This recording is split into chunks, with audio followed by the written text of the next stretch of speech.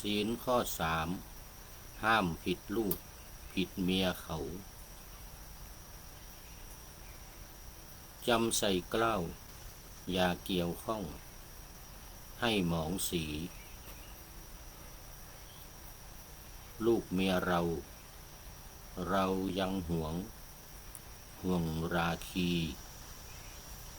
เป็นเช่นนี้อย่าผิดลูกผิดเมียใครขอถวายความนอบน้อมแด่พระรัตนตรัยมีพระพุทธเจ้าเป็นต้นขอถวายความเคารพพระมหาเถระ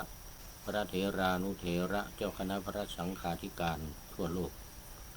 มีพระเดชพระคุณพระธรรมเสนาบดีเจ้าคณะภาค7วัดพระธาตุดอยสุเทพเป็นต้นและขออำนวยพรแด่ท่านผู้ฟังท่านผู้ชมสาธุชนพุทธบริษัททั้งหลายวันนี้รายการพระไตรปิฎกลอยฟ้าก็ลอยมาจากวัดพระธาตุดอยสุเทพ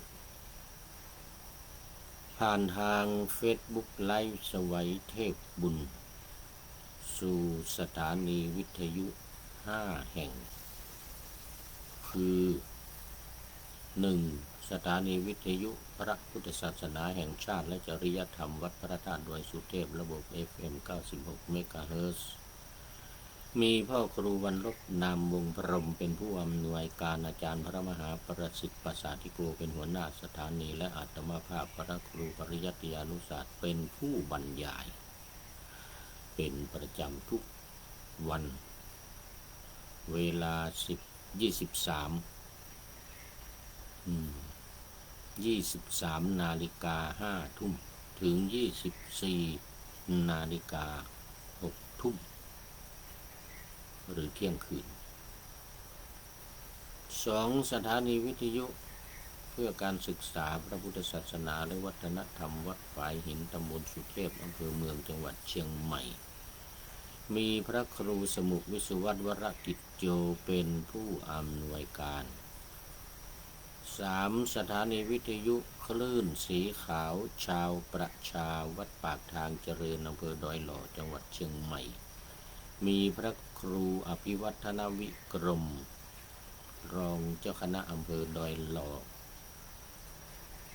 เป็นผู้อำนวยการ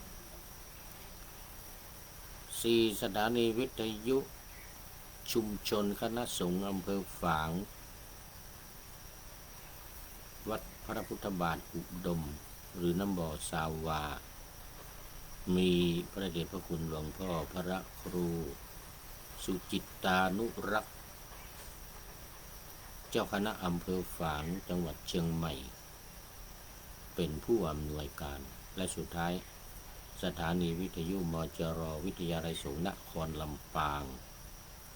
มีอาจารย์จีรศักดิ์ปันลำเป็นผู้อำนวยการ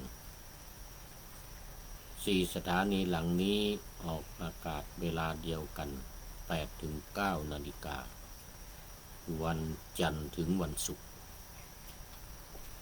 สำหรับวันนี้ก็บันทึกเสียงล่วงหน้ามา1 วันธรรมะในรายการก็ยังอยู่เรื่องเดิม พระไตรปิฎกเล่มที่25เรื่องที่5มงคลละสูตรมันมีอยู่38ก็เลยต้องใช้เวลาหน่อยเพราะบางมงคลพูด2 วันก็มี วันนี้เป็นมงคลที่13ปุตตะทาลัสสะสังฆโหการสงเคราะห์บุตรและภรรยาสำหรับการสงเคราะห์บุตรนั้นว่าไปแล้วเมื่อวันนี้ก็จะเป็นการสงเคราะห์ภรรยาเป็นมงคลข้อที่23และวันนี้ก็ตั้งใจว่าจะให้ได้สัก2 มงคลคือมงคลที่14ด้วยการงานที่ไม่อากูลอนากุลาจกรรมมันตา เอตัมมังคารมุตตมังมันจะได้ว่าเอตัมมังคารมุตตมังเป็นมงคลสูงสุดเพื่อว่ามันจะได้ไปเร็วหน่อยคราวนี้ก็มาดูการสงเคราะห์พัญญากันบ้างนี่มาในสิงคาลสูตรนะในพระไตรปิฎกสิงคาลสูตร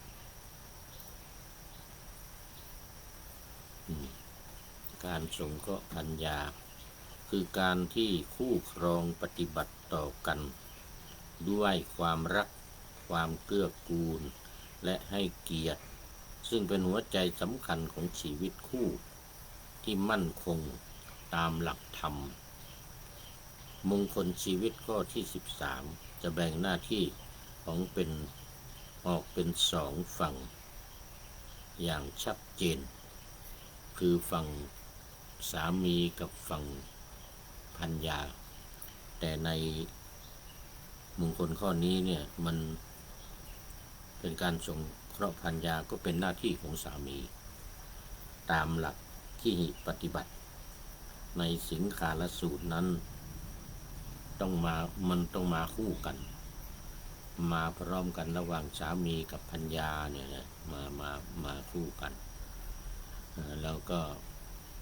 ศิษย์กับอาจารย์อย่างนี้นะพ่อกับลูกพ่อแม่กับลูกมารดาบิดากับลูกอันนี้วันนี้เนี่ยเป็นฝั่งสามีสงเคราะห์ภรรยา1ยกย่องให้เกียรติว่าเป็นภรรยาไม่พูดจาดูถูกเหยียดหยามหรือทำการสิ่งใดอันเป็นไปในทางไม่ชอบมาพากลมันขวางหูขวางตา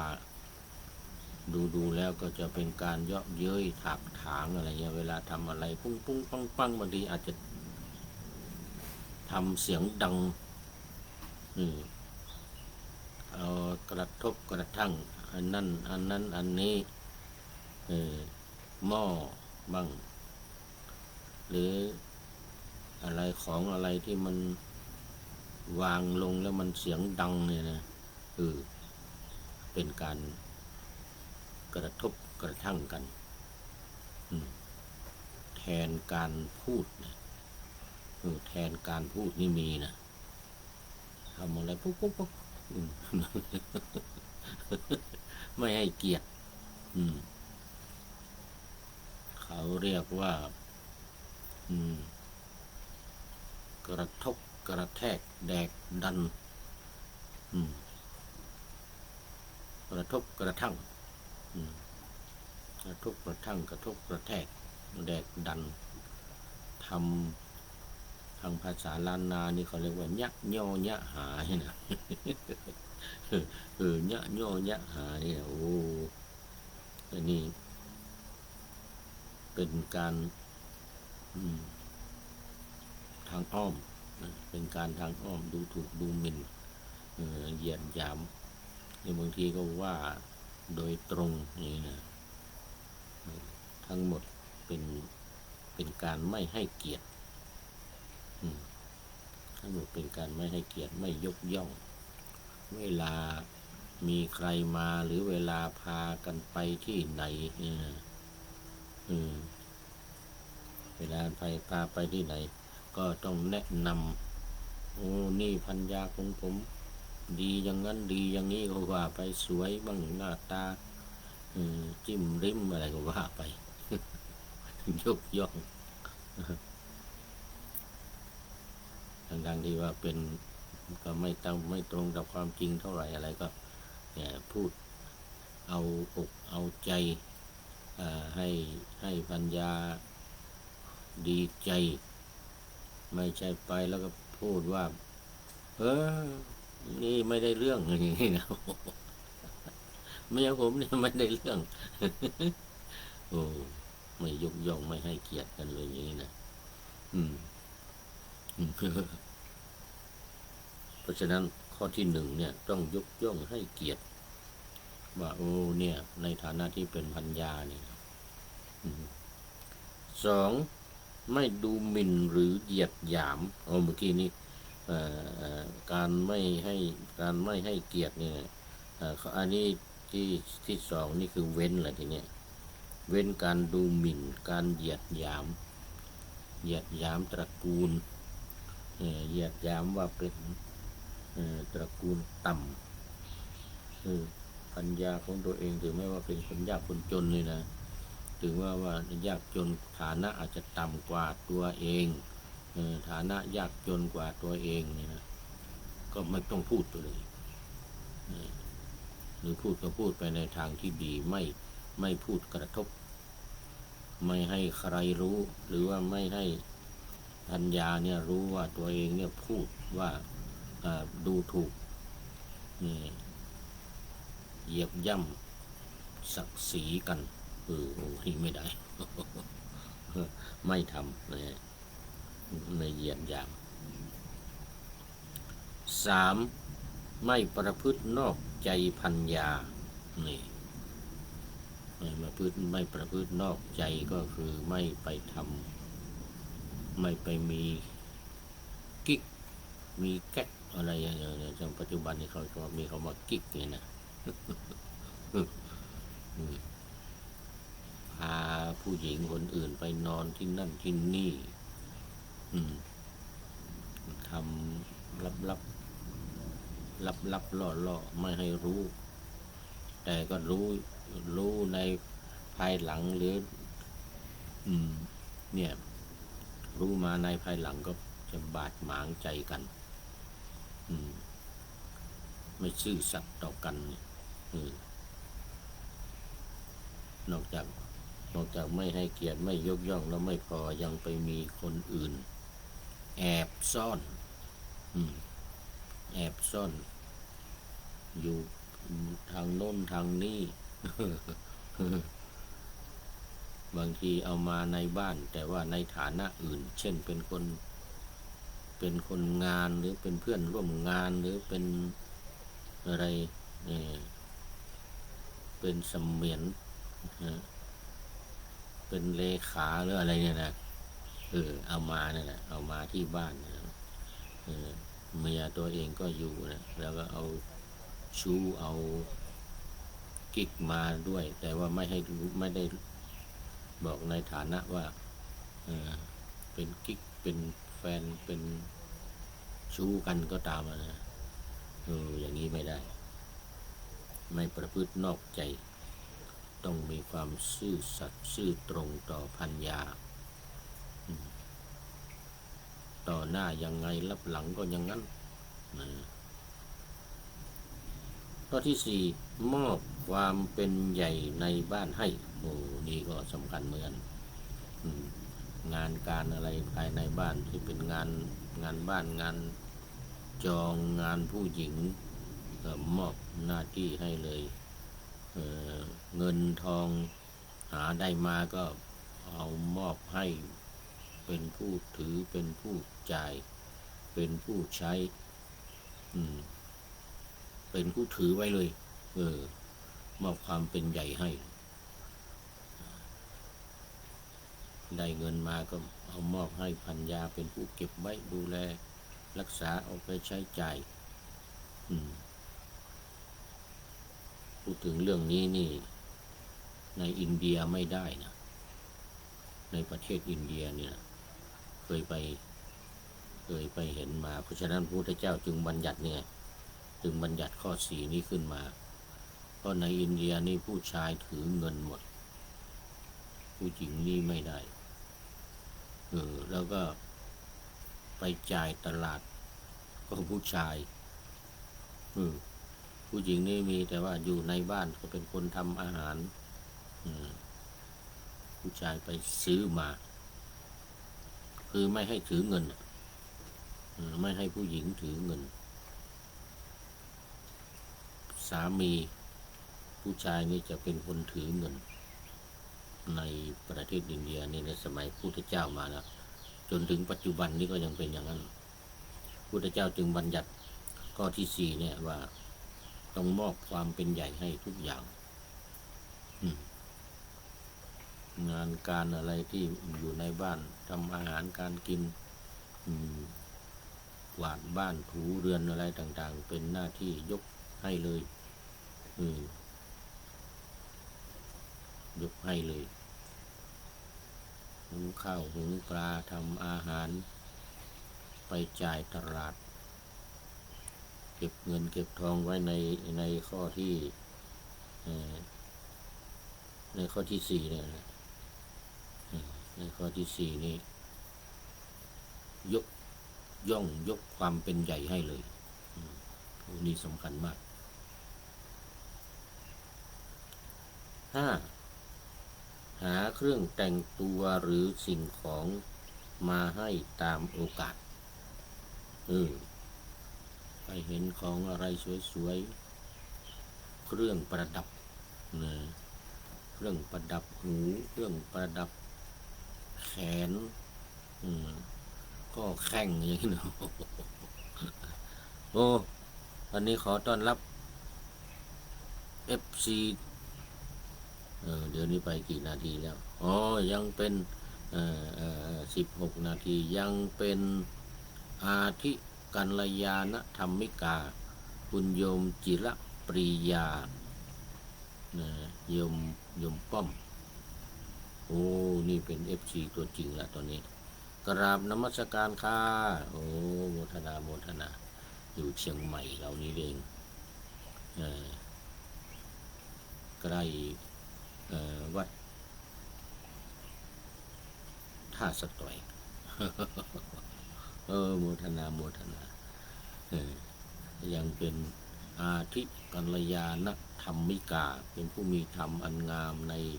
เบื้องต้นคือศีลโอ้โมทนาวันนี้เป็นคนแรกเข้ามาเอามา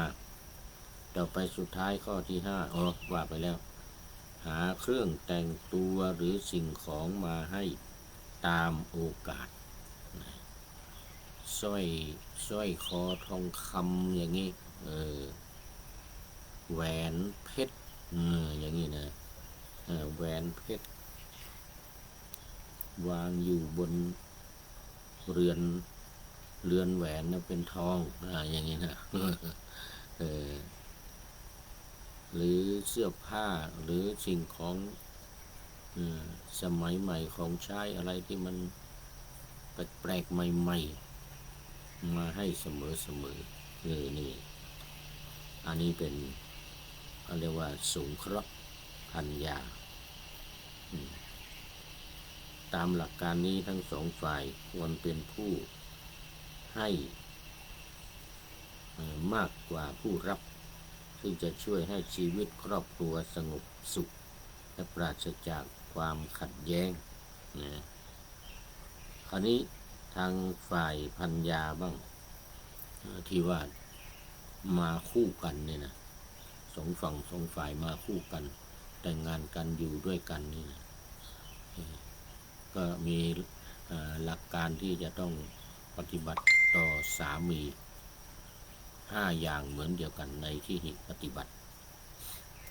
1. จัดการงานบ้านให้เรียบร้อยงานที่ได้รับมอบหมายที่อยู่ในบ้านทุกอย่างเขาเป็นใหญ่เป็นใหญ่ในบ้านเป็นใหญ่ในบ้านแล้วทั้งปัดกวาดเช็ดถูทั้งการจัดสิ่งของอะไรเป็นระเบียบเรียบร้อยวางเป็นที่เป็นทางเท่านี้เป็นต้นนะนอกจากอาหารการกินแล้วนี่นะยังดูแลอย่างอื่นของทุกอย่างภายในบ้านแล้วงานทุกอย่างที่เป็นงานของผู้หญิงงานของแม่บ้านควรจะทำเนี่ยนะจัดให้เรียบร้อยนี่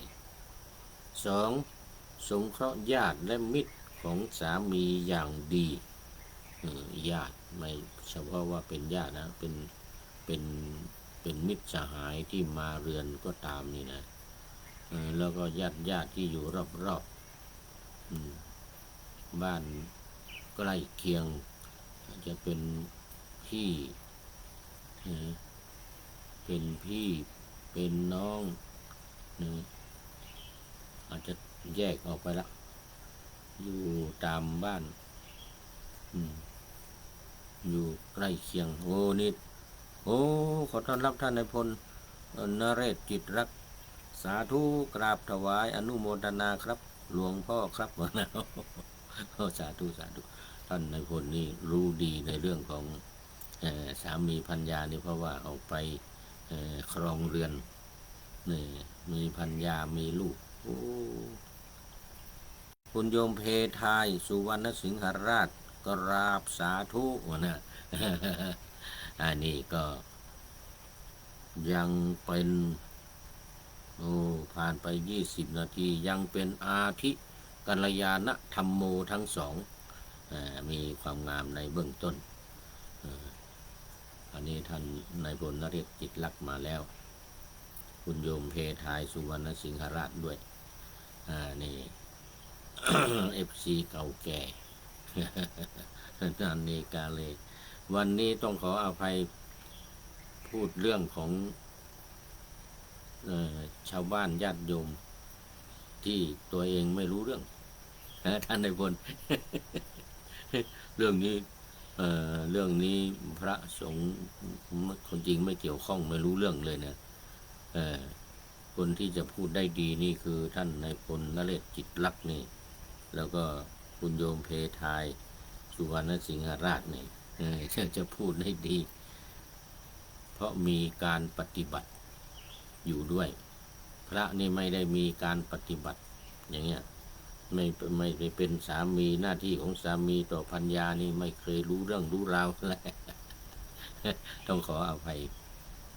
ดูจะผิดหน้าที่ไปหน่อย โอ้แต่ว่ามันอยู่ในมงคล38นี่ก็ต้องพูดไปตามหลักการที่มาในพระไตรปิฎกอันนี้สงเคราะห์ญาติ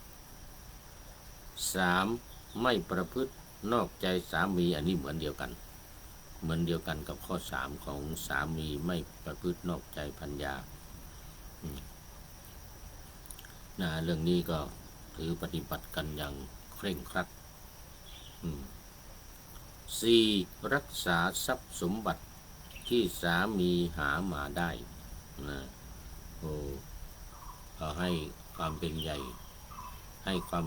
ให้เงินให้ทองให้สิ่งของต่างๆเป็นผู้ดูแลเป็นอาจจะกล่าวได้ว่าเป็นผู้จัดการมรดก เป็นผู้จัดการมรดกเนี่ยที่สามีหามาได้หรือแม้แต่ของเก่าของเดิมที่สืบทอดมาจากปู่ย่าตายายได้รับสมบัติแบ่งมาจากพ่อแม่นะแล้วก็พี่น้องอะไรแบ่งกันไปอะไรนะแบ่งกันไปแล้วก็ที่มันเป็นส่วนของสามีนี่ของสามีของเราแล้วก็เป็นหน้าที่รับผิดชอบในการดูแลรักษาทรัพย์สมบัติทั้งหลายที่หามาได้แล้วแล้วข้อ5ขยันขันแข็งในการทำงานนี่ก็ไปสอดคล้องกับการงานที่สามีมอบให้หน้าที่ที่สามีมอบให้ต้องทำอย่างขยันขันแข็งไม่ขี้เกียจไม่ปล่อยให้เสียหายไม่ให้เกิดความเสียหายดูแลอย่างดีปฏิบัติอย่างดีจัดการอย่างดีนี่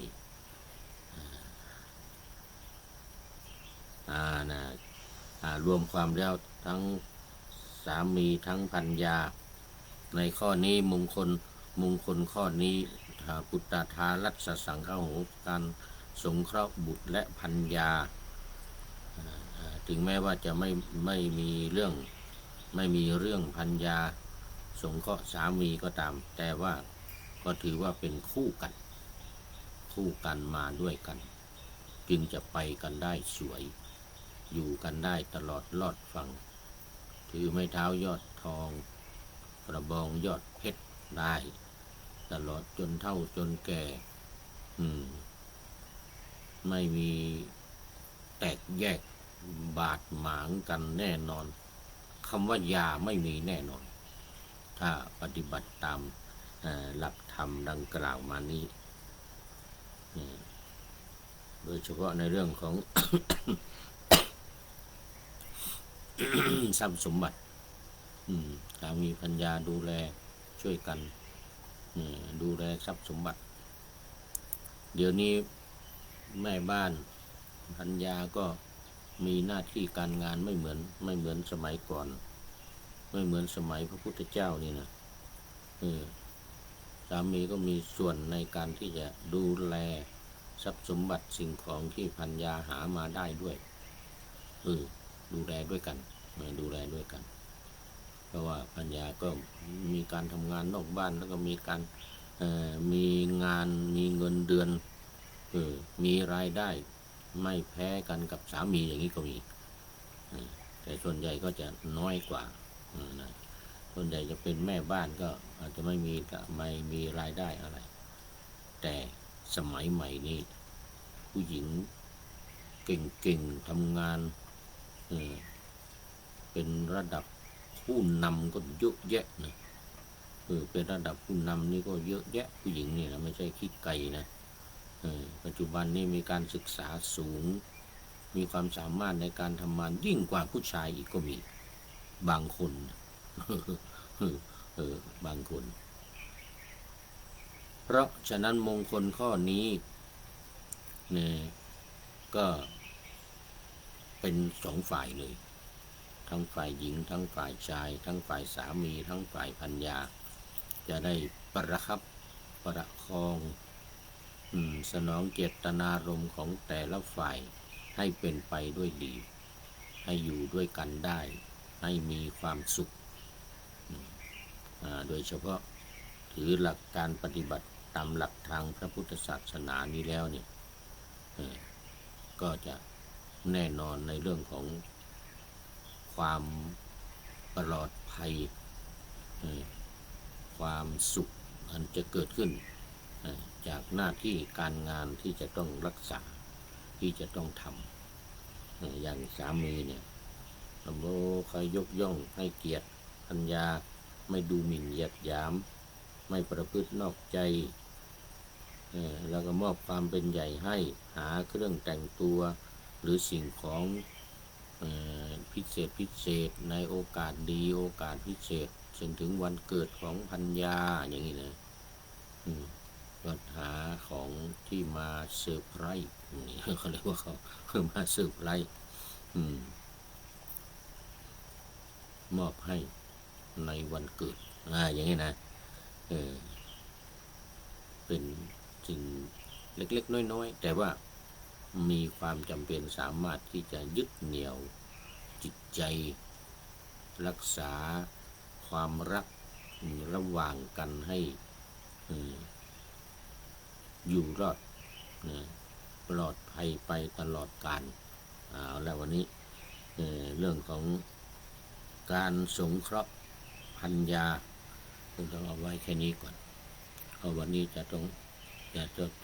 ได้สองมงคลท่านนายพลวันนี้ต้องให้ได้สองมงคลคือมงคลข้อที่13นี่นะ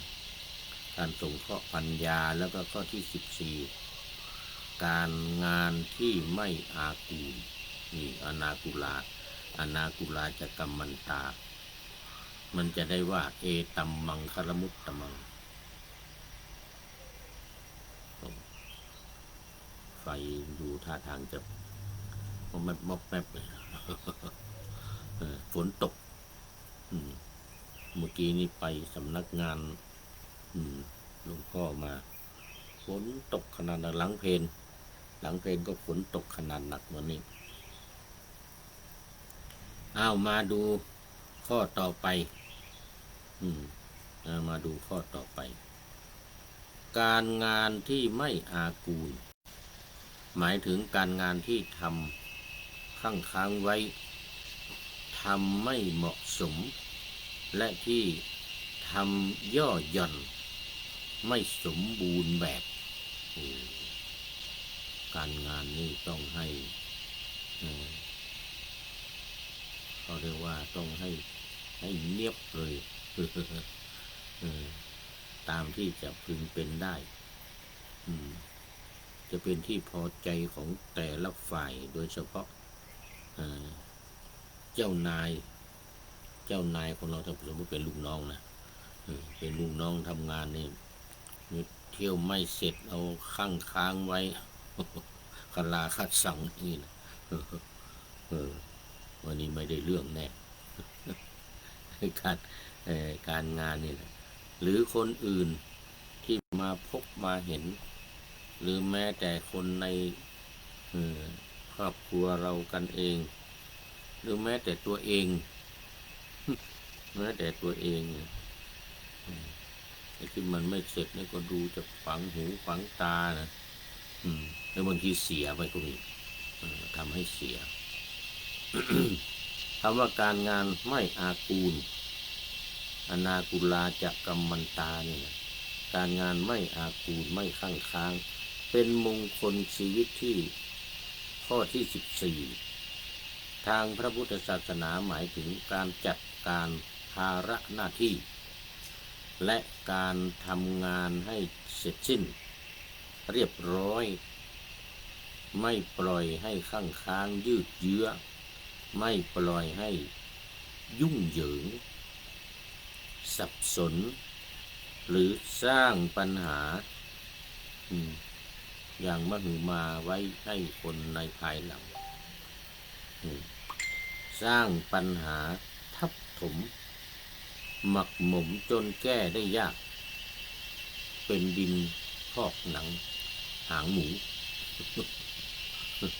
ดินพอกหางหมูแค่ดูไม่สวยแล้วก็แก้ยากหลักธรรมนี้มุ่งเน้นให้บุคคลมีความรับผิดชอบและขยันหมั่นเพียรโดยสามารถนำไปปรับใช้ในการทำงานได้ดังต่อไปนี้1ไม่ผัดวันประกันพรุ่งอันนี้เคยมีลำนำจั่วหัวของท่านในพลนเรศของท่านในพลนเรศจิรักจั่วหัวในเรื่องของไม่ผัดวันประกันพรุ่งนี่นะนี่สำคัญมากเมื่อถึงกำหนดต้องทำก็ลงมือทันทีเพื่อป้องกันไม่ให้งานกองรวมกันจนกลายเป็นดินพอกหางหมูเสร็จไปเป็นอย่างยกเว้นว่าบางอย่างมันจำเป็นมันไม่เสร็จในวันเดียวมันจะต้องเสร็จในวันต่อไปอย่างนี้นะหนักหนาสาหัสงานที่มันหนักหนาสาหัสไม่สามารถที่จะให้เสร็จภายในวันนี้ได้แต่ก็ต้องเก็บเรียบร้อยนะ ไม่ใช่อิเล็กเคะขะวางไปทั่วไม่รู้อันไหนเป็นอันไหนเสร็จอันไหนไม่เสร็จปนกันไปหมดนี่นะ อย่างนี้ไม่ได้เรื่องก็เป็นการค้างอยู่เดียวแล้วก็ค้างนี่ไม่เรียบร้อยด้วย2วางแผนอย่างเป็นระบบจัดลำดับความสำคัญของงานอะไรควรทำก่อนอะไรควรทำหลังเพื่อให้การทำงานราบรื่นเป็นไปอย่างเป็นระเบียบเรียบร้อยเสร็จตามลำดับที่สมควรจะเป็นตามลำดับที่สมควรจะเป็นวางแผนเป็นอย่างดีมีการวางแผนให้เป็นระบบ 3. มีความรับผิดชอบติดตามงานที่รับผิดชอบให้เสร็จสิ้นตามกำหนดไม่ปล่อยทิ้งฟังอันนี้คือหมายถึงความรับผิดชอบของคนทำงาน ไม่ว่าจะเป็นใครไม่ว่าจะเป็นผู้หญิงผู้ชาย ที่มันจะเสร็จเนี่ยให้มันเสร็จไปเลยอย่าไปค้างไว้มันอากูลมันอากูลไม่รับรื่นไม่สวยงามดังนั้นความรับผิดชอบในการทำงานต้องสูงมีความรับผิดชอบสูงติดตามงานที่รับผิดชอบเนี่ยให้เสร็จตามกำหนด โดยเฉพาะงานที่จะต้องส่งตามกำหนดเวลาถ้าเป็นนักเรียนนักศึกษานี่ก็อาจจะเป็นเรื่องของรายงานหรืองานวิจัยงานวิจัยเนี่ยเราจะปล่อยทำไปบ้างทำบ้างไม่ทำบ้างเรื่องงบประมาณการวิจัยก็จะหมดแล้วถ้างบหมดก็เอาไปใหญ่เลยทีนี้ งบวิจัยได้มาแล้วงบหมดไปซะนี่เสร็จแล้วงานที่จะทำก็จะต้องหางบเองมาใช้จ่ายมาเพิ่มเติมไปกันใหญ่เลยไปกันใหญ่เลยความรับผิดชอบไม่มีอันนี้ไม่ได้ประการที่3ใช้หลักอิทธิบาท4ประกอบด้วยฉันทะความพอใจวิริยะความเพียรพยายามจิตตะเอาใจใส่เอาใจจดจ่อและวิมังสามันทบทวนและแก้ไขข้อบกพร่องนี่ สิ่งเหล่านี้โดยเฉพาะข้อที่4เนี่ยงานที่จะให้สำเร็จเราเรียกว่าอิทธิบาทอิทธิบาท4เป็นงานเป็นการทำให้งานเนี่ยไม่ขาดตกบกพร่องเอาใจใส่มีฉันทะวิริยะจิตตะวิมังสาคือคอยใคร่ครวญไตรตรองความเพียรพยายามนี้แน่นอนนะบางทีมันเป็นงานยาก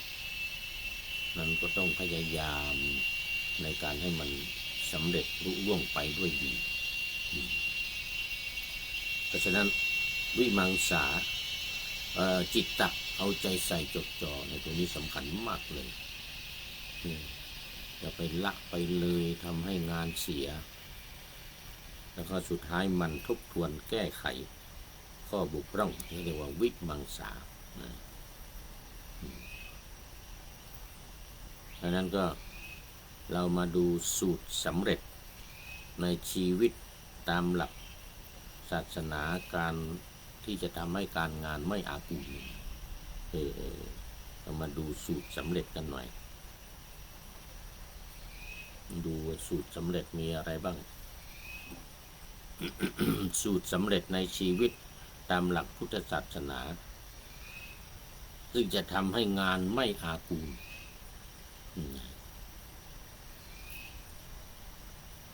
สูตรสำเร็จในชีวิตต่อไปคือการงานไม่อากูลคำนี้เป็นคำพระแท้ๆเป็นคำพระแท้ๆ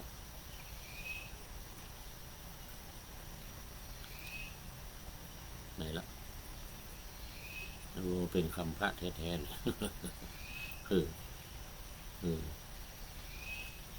ชาวบ้านฟังไม่รู้เรื่องแน่ถ้าไม่มีอธิบาย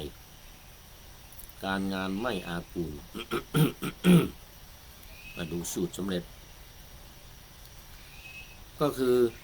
ทำงานไม่ให้ข้างค้างนั่นแหละคนที่จะเจริญก้าวหน้าประสบความสำเร็จในชีวิต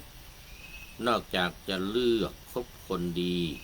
มีการศึกษาเล่าเรียนดีมีระเบียบวินัยยกย่องคนควรยกย่อง ตลอดถึงปฏิบัติต่อลูกเมียดีแล้วเนี่ยยังขึ้นอยู่กับเงื่อนไขปัจจัยอีกข้อหนึ่งคือการทำงาน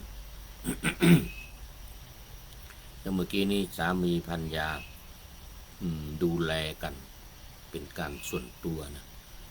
สามีดูแลภรรยาภรรยาดูแลสามีแต่เรื่องงานเนี่ยเรื่องงานนี้เป็นเรื่องที่สำคัญประกอบทั้งงานในบ้านทั้งงานนอกบ้านทั้งงานตัวเองและงานของสามีของภรรยาซึ่ง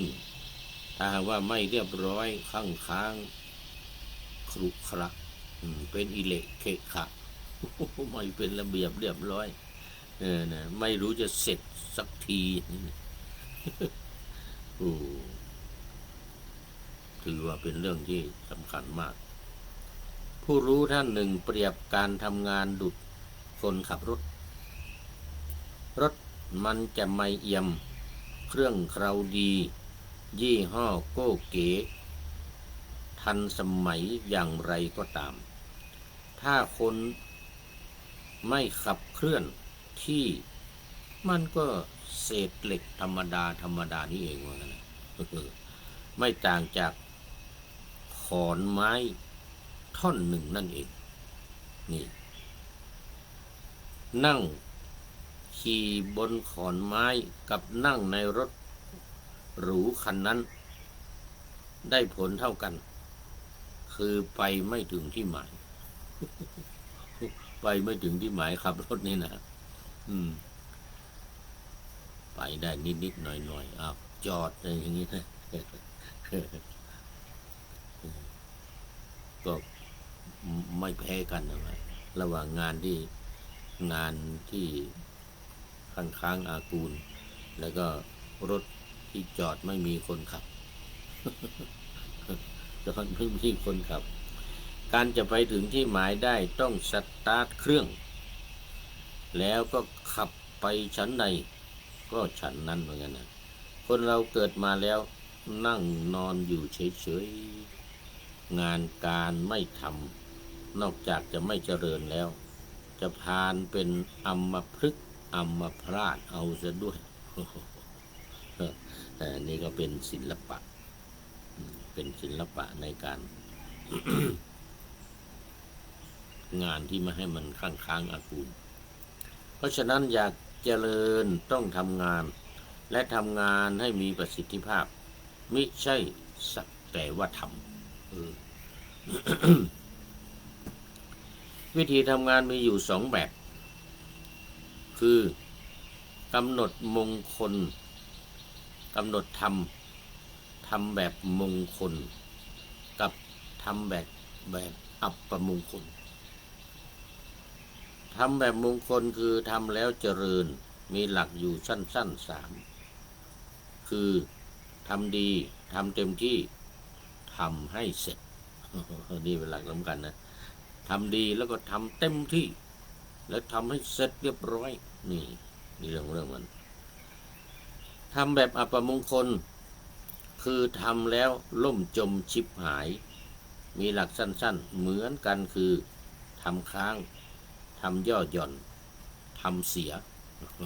ทำค้างทำย่อหย่อนทำเสียนี่แหละเป็นหลักการที่ว่าพึงปฏิบัติงานอากูลก็คืองานค้างนั่นแหละครับเป็นนิสัยคนทำงานประเภทหนึ่งมักไม่ชอบทำอะไรให้เสร็จทั้งที่ควรให้เสร็จทั้งที่มันง่ายไม่ยากอะไรเลยแต่ในใจของคนประเภทนี้มักจะว่าเอาไว้ก่อนเดี๋ยวมาทำต่อเดี๋ยวมันก็เสร็จอะไรของเราเนี่ยทำได้หน่อยหนึ่งแล้วก็ทิ้งไว้ก่อนผัดผ่อนไปเรื่อยพรุ่งนี้ยังมีเวลาเอาไว้แค่นี้ก่อนอะไรอย่างนี้เป็นต้นเหมือนคนแก่ฟันไม่ดีเคี้ยวอาหารให้ละเอียดไม่ได้เพราะจนจะละเอียดก็กระล่อมกระแล่มกลืนเข้าไปกินก็เท่ากับไม่กินเผลอ อาหารที่กลืนเข้าไปไม่ย่อยหรือย่อยยากเป็นโทษแก่ร่างกายอีกนี่โอ้ตัวนี้ก็สำคัญมากนะลักษณะคนทำงานข้างค้างที่เห็นได้ชัดคือชอบจับจดทำงานก็ได้หน่อยหนึ่งเบื่อหันไปทำงานขอไปได้หน่อยหนึ่งหันไปจับงานคอเลยไม่สำเร็จสักอย่างอันนี้คือ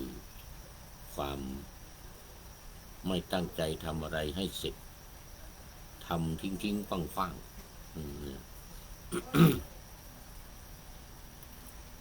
บางท่านคิดว่าคนเช่นนี้เป็นนักริเริ่มงานหรือวางแผนงานเก่งหาไม่ได้อย่างนี้เขาเรียกว่าคนจับจดคนลังเลคนไม่แน่นอนไม่แน่ใจว่าจะทำให้เสร็จหรือไม่ทำให้เสร็จ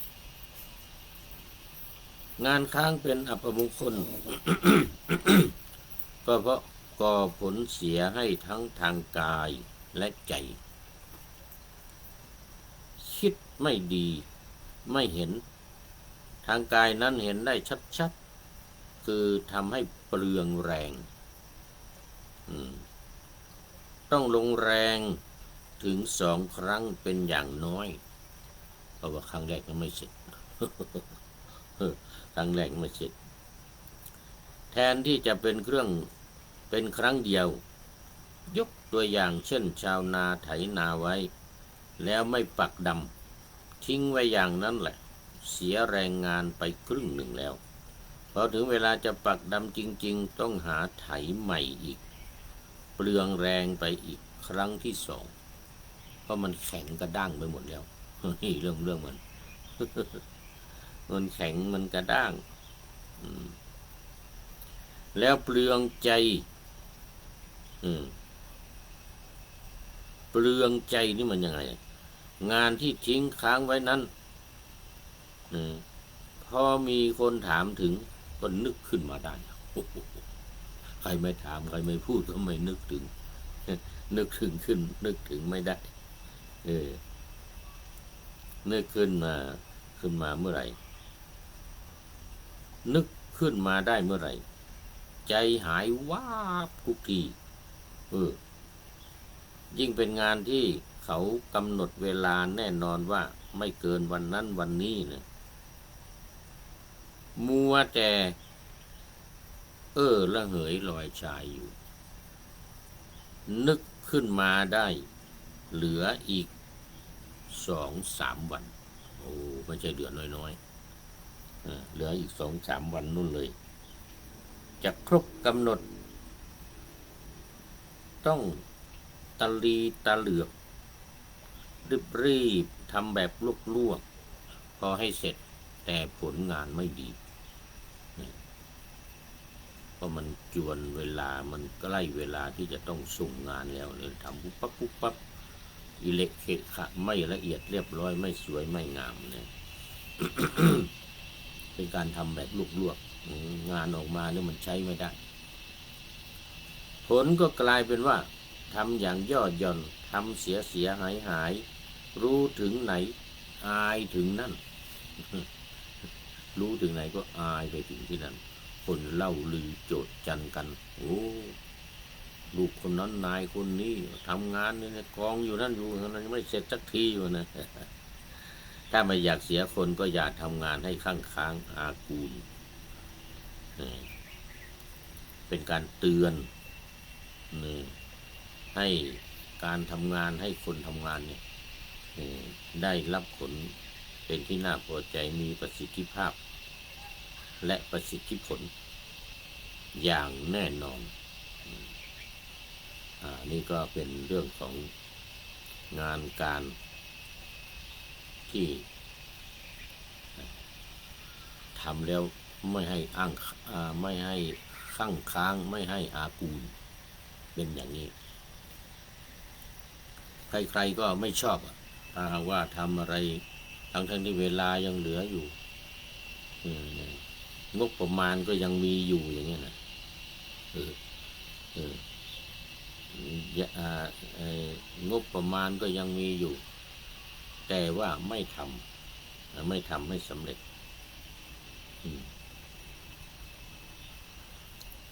เดี๋ยวมีตัวอย่างเดี๋ยวพอมีเวลาอยู่นะเออนี่เขามีตัวอย่างมาให้ดู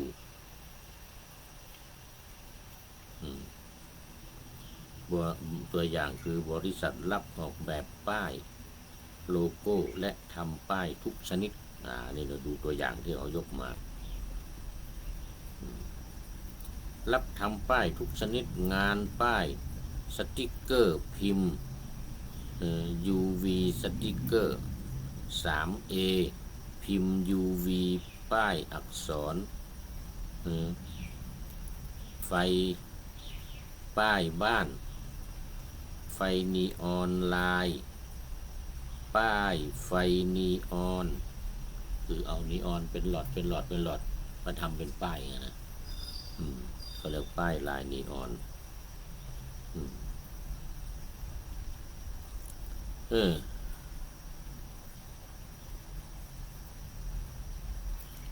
ป้ายไฟปิงปองให้เช่าชุดไฟปิงปองป้ายอักษรไฟทำงานแต่งงานแต่งงานโอ้ถ้าทำป้ายขึ้นป้ายงานแต่งงานอีกแล้วก็ป้ายบ้านเลขที่คือเลขที่บ้านที่ตามหมู่บ้านต่างๆป้ายอะคริลิกมันเป็นอะไรป้ายอะคริลิกป้ายห้องน้ำป้ายรีสอร์ทป้ายคลาสวูดรับทำป้ายกล่องไฟป้ายโลหะป้ายกัดกรดป้ายสแตนเลสกัดกรดสแตนเลสเงาสแตนเลสไฮไลท์ป้ายทองเหลืองป้ายทองแดงป้ายอลูมิเนียมป้ายอักษรโลหะป้ายไฟเล็ดป้ายนีออนป้ายไฟดัดมีหลายอย่างป้ายไฟนีออนเฟล็กป้ายไวนิลแล้วทีนี้เป็นที่นิยมกันมากไวนิลนี่นะป้ายไฟปิงปองกล่องไฟหน้าร้านตู้ไฟกล่องไฟไดคัตป้ายทำสีเก่าสีวินเทจป้ายบริษัทป้ายโรงงานป้ายอลูมิเนียมคอมโพสิตป้ายแผงตัว C ป้ายโครงการตู้ไฟป้ายตั้งหน้าร้านป้ายตู้ไฟเป็นต้นนี่คำว่าเป็นต้นนะตัวอย่างป้ายเหล่านี้งานเล็กๆน้อยๆหรืองานใหญ่ก็ตามสิ่งเหล่านี้เนี่ยต้องให้เสร็จภายในกำหนดหรือมีออเดอร์มาเนี่ยต้องการอันนี้เท่านี้นั่นเพราะนั้นทำให้เสร็จภายในวันที่เขากำหนดตามออเดอร์ที่มีให้มานั้นรับมาพิมพ์งานกรีน UV ลงบนพัสดุตัวเรียบด้วยเครื่องพิมพ์ UV งานเหล่านี้เป็นงานที่ละเอียดมากเพราะฉะนั้นการงานต่างๆเหล่านี้จะประสบความสำเร็จได้ต้องเป็นไปตามออเดอร์ตามที่เขาสั่งมาให้ทำให้เสร็จนะภายในเท่านั้นภายในเท่านี้นี่นะจะใช้แล้วในงานแต่งงานจะมีวันพรุ่งนี้แล้วงานต่างๆเหล่านี้เป็นงานที่ค้างไม่ได้เสียเลยไม่ทันการไม่ทันเวลาเอางานแต่งงานวันพรุ่งจะมีวันพรุ่งนี้แล้วตอนกลางคืนนี้เลยเขาจะลองไฟแล้วจะลองไฟแล้วเนี่ยดูเดี๋ยวว่าไฟยังไม่เสร็จ ป้ายยังไม่เสร็จเก้าอี้มาตั้งยังไม่เสร็จอะไรเนี่ยโอ้อย่างนี้แย่เลยไปรับเหมางานที่ไหนทำที่ไหนก็ค้างเดียวนะเขาก็บอกต่อๆว่าจะไปเอาวันนี้มันได้เรื่องโอ้ไม่ได้เรื่อง ก็อันนี้เป็นเรื่องของงานที่ไม่ให้มันข้างค้างเนี่ยตกลงว่าทำอะไรให้สำเร็จลุล่วงไปด้วยดีไม่มีข้างค้างตามสูตรสำเร็จดังที่ได้ว่ามานี้วันนี้ที่สำคัญหลักธรรมที่จะต้องใช้ให้งานสำเร็จเนี่ยอิทธิบาทสี่ฉันทะวิริยะจิตตวิมังสาโอ้สำคัญมากเลยนอกนั้นก็มีความรับผิดชอบมีการวางแผนงานแล้วก็ที่สำคัญไม่ผลัดวันประกันพรุ่งพรุ่งนี้มาเอานะอย่างนี้